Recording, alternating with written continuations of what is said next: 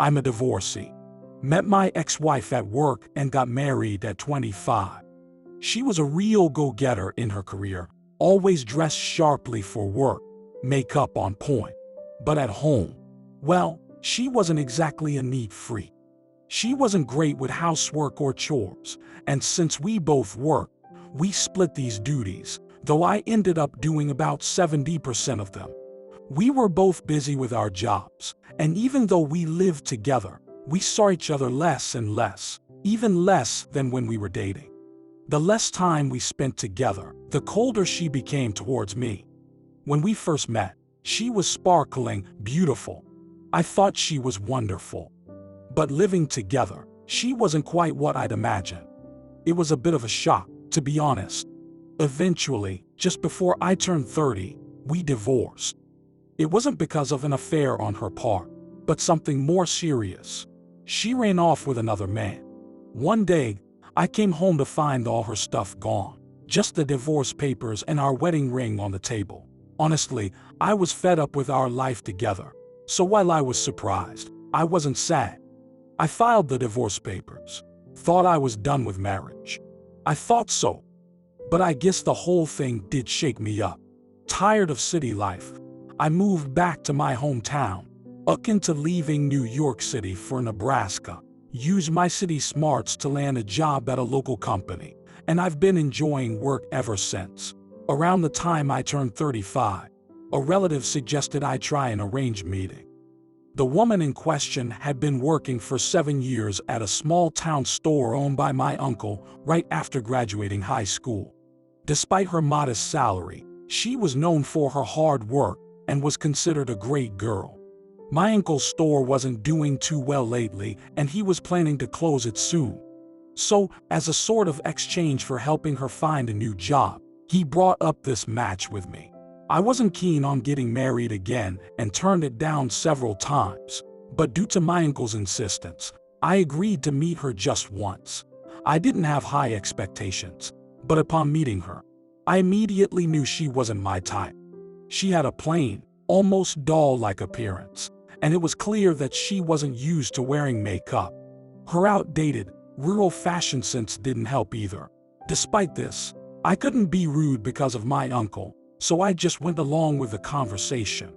Eventually, we were left alone, as is customary in these meetings.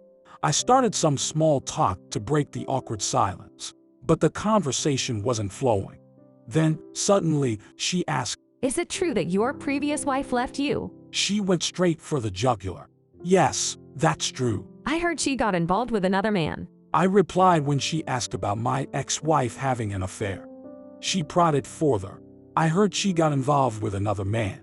Her questions hit a sore spot, and I tried to change the topic, but couldn't think of anything under pressure. "Well, yes, that's what happened." I wanted to change the subject, so I racked my brain for something else to talk about. But in moments like this, it's hard to think of anything. "Your wife was approached by someone at work, right?" She asked, a bit too bluntly for my liking. I didn't answer, and she looked at me with wide eyes. "I'm safe, you know?" She said. I didn't understand what she meant. The wounds from my past were still fresh. I asked, "What do you mean by safe?" "I've never been courted by a man before." "Not even once? At all?" "Yes, that's right. I went to a co-ed school, and there were several chances to meet someone, but it just never happened." I asked, surprised. She was in her mid-20s, after all. But why was that safe? As I was trying to think of something to say. "That's why you can relax. I don't attract men." She continued. Her expression was so confident. It was rare to find a woman who took pride in not being pursued by men. However, her unusual pitch hit me right in the heart. It wasn't just about the lack of risk of infidelity. It was the thought that life with her might be interesting. From there, we hit it off and started seeing each other more after the arranged meeting. She listened to my past marriage story with the excitement of hearing a drama unfold. Her face lit up with interest. I had never really opened up about my divorce to my family, feeling labeled as the has-been who got left by his wife. I tried to bury it deep down, pretending like it never happened. but the memories weighed heavily on me, causing a deep, unrelenting pain. Yet, she had a way of pulling out these heavy, unpleasant memories, and as I shared them with her, they somehow transformed into amusing anecdotes, lightening my heart. She laughed, got angry, and even cried with me as if my stories were her own. I found myself increasingly drawn to her. 3 months later, we started living together.